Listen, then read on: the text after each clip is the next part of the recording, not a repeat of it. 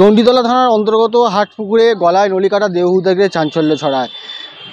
দর্শক দেখিয়েছিলাম গত রাতেই যে দেহ উদ্ধার হয়েছিল, চাঞ্চল্যকর মন নিয়েছিল, তাতে কিন্তু পুলিশ তদন্ত গতকাল রাত থেকে কিন্তু পুলিশ তদন্তে নামে এবং গোটা তদন্ত প্রক্রিয়া শুরু করার পরেই এই যে মৃত ব্যক্তি শ্রীমন্ত কোরা তার স্ত্রীকে পান্ডুয়া থেকে তাকে কিন্তু আটক করা হয়েছে এবং ইতিমধ্যে তাকে জিজ্ঞাসাবাদ করা হচ্ছে এবং জিজ্ঞাসাবাদ করে পুলিশ জানার চেষ্টা করছে যে এই ব্যক্তি স্ত্রী খুন করেছে বা বিবাহ বহির্ভূত সম্পর্ক আছে কিনা সেটা কিন্তু খতিয়ে বার করার চেষ্টা করছে।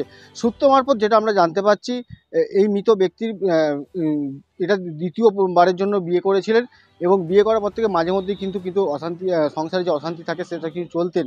তবে পরিবারের সাথে কি দূরত্ব বেড়েছিল। তিনি কিন্তু রাজমিস্ত্রি কাজের সূত্রে কিন্তু এই হুগলির এই চণ্ডীতলায় তিনি বসবাস করছিলেন গত 3 বছর যাবৎ ধরে এবং সেখানেই কাজকর্ম করতেন। পরিবারের সাথে সেইভাবে সম্পর্ক ছিল না, কারণ এই যে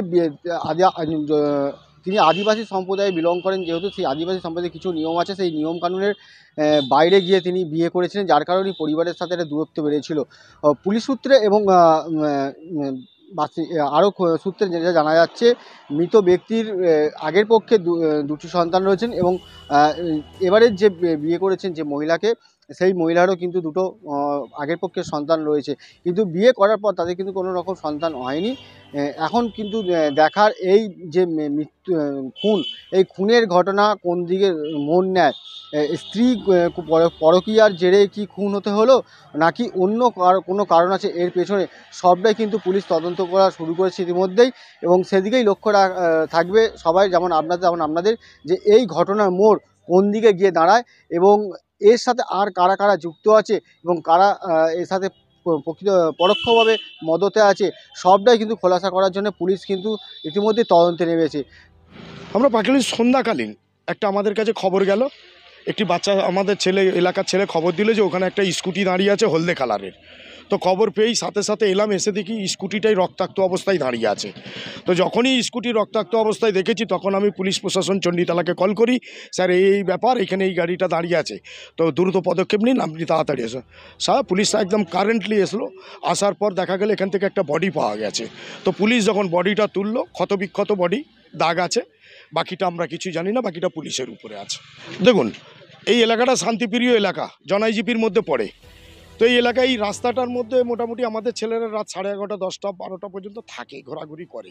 এই জীবনের প্রথম কিংবা লাইফের প্রথম হাটপুকুরে এই ঘটনা ঘটেছে।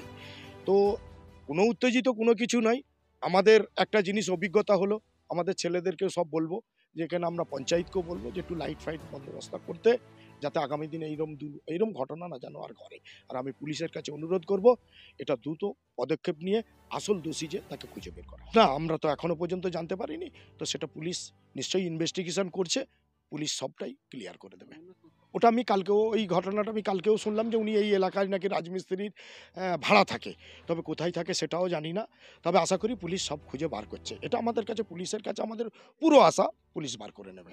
প্রশাসনকে ধন্যবাদ যে কারেন্টলি ব্যবস্থা করেছে, নাহলে 1-1.5 ঘন্টার মধ্যে বডি তুলে নিয়ে এলাকাকে শান্তি করে চলে গেছে। প্রশাসনের কাছে ধন্যবাদ। আমার নাম তাজিম খান। এখন দেখার এই ঘটনার সাথে কাদের নাম বা কারা কারা প্রকাশ্যে বেরিয়ে আসে। হুগলি চণ্ডীতলা থেকে পাপ্পু সাঁতরা, জনতা এক্সপ্রেস। এই ভিডিও সম্পর্কে আপনাদের কি মতামত অবশ্যই জানাতে ভুলবেন না আমাদের কমেন্ট বক্সে। এছাড়াও আরো ভালো ভালো ভিডিও পেতে চোখ রাখুন জনতা এক্সপ্রেসের পর্দায়। এই ভিডিওটি ভালো লাগলে অবশ্যই শেয়ার করতে ভুলবেন না। জনতা এক্সপ্রেস, জনতার মনে, জনতার কণ্ঠে।